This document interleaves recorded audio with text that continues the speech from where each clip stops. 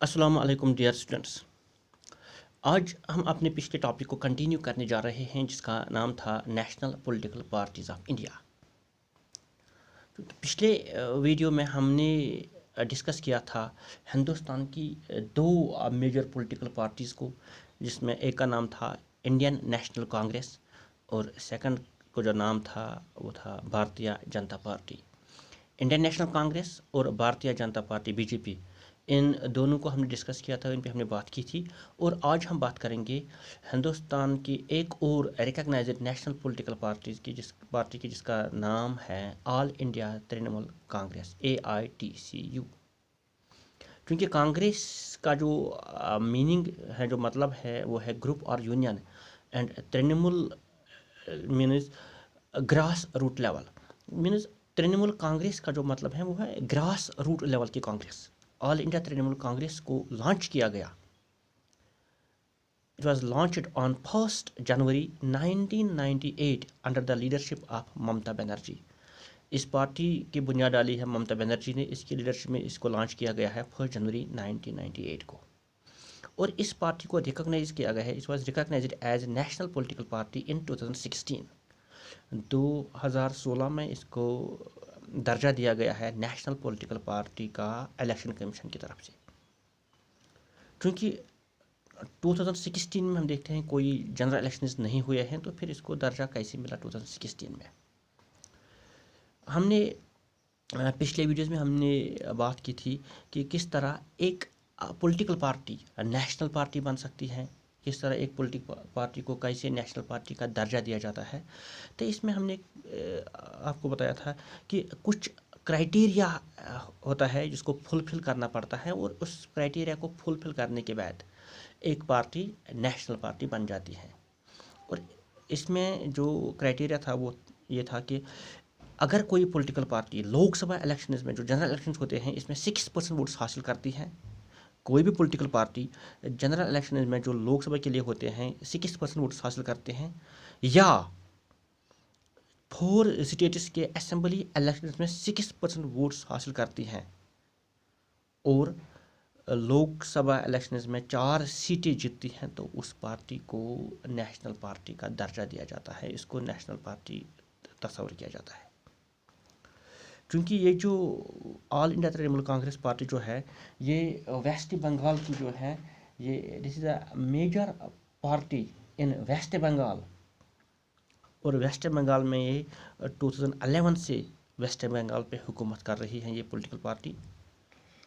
And it has a significant presence in Andhra Pradesh, Manipur and Tripura.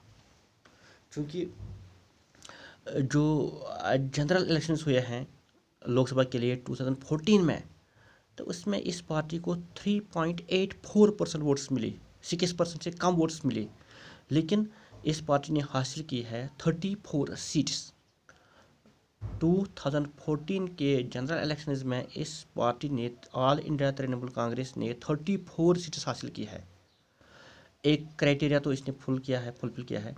और इसके साथ साथ इसने 4 स्टेट्स के असेंबली इलेक्शंस में वेस्ट बंगाल, आंध्र प्रदेश, मणिपुर एंड त्रिपुरा में 6% से ज़्यादा वोट हासिल किए हैं।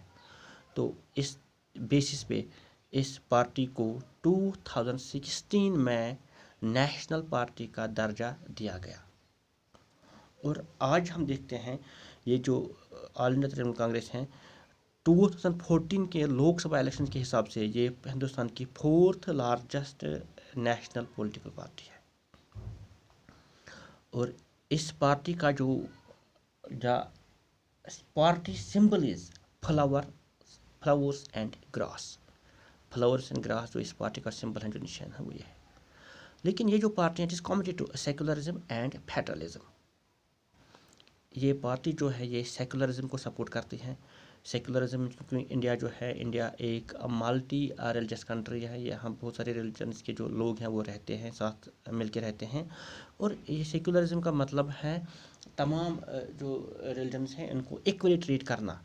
तो इसको ये ज़्यादा सपोर्ट करते हैं ये पार्टी। और इसके साथ साथ ये फेडरलिज्म को सपोर्ट करते हैं, इस पर जोर देते हैं। और फेडरलिज्म मीन्स सेंटर और स्टेट के बीच में कॉर्डियल रिलेशन बने रहे और स्टेट को भी पावर मिले। इस चीज़ को ममता बनर्जी और इसकी पार्टी जो है बढ़ चढ़ कर सपोर्ट करती है। और जब हम, क्योंकि हिंदुस्तान में मैंने पहले भी आपको बताया था कि यहाँ पे मल्टी पार्टी सिस्टम चल रहा है, और मल्टी पार्टी सिस्टम में जब किसी पार्टी को मेजॉरिटी नहीं मिलती है तो वो दूसरे छोटी छोटी पार्टी को साथ लेके चलती है, उनका सपोर्ट हासिल करके सरकार बनाती है। और यहाँ भी जो इस वक्त ये जो ऑल इंडिया तृणमूल कांग्रेस है, क्योंकि यहाँ पे ज़्यादातर जो पॉपुलर जो पार्टी हिंदुस्तान में है वो है इंडियन नेशनल कांग्रेस और बीजेपी। लेकिन जब कभी कभार अक्सर देखने को मिलता है कि जब एक ही पार्टी को सपोर्ट नहीं मिल रहा है, एक पार्टी को मेजॉरिटी नहीं मिल रही है, तो उस वक्त ये छोटी पार्टी जो होती हैं ये एक अहम रोल प्ले करती है नेशनल पॉलिटिक्स में। इनका बहुत ही अहम रोल होता है पॉलिटिक्स में। 2019 में हमने देखा है कि बहुत सारी चीज़ें बदल गई है। 2019 के इलेक्शंस में एक आंधी सी आई है और इसमें बहुत जो सारे स्ट्रक्चर्स हैं वो चेंज हो गए हैं, और अलग अलग जो पॉलिटिकल पार्टीज हैं इनके वोट जो परसेंटेज हैं वो गिर गए हैं।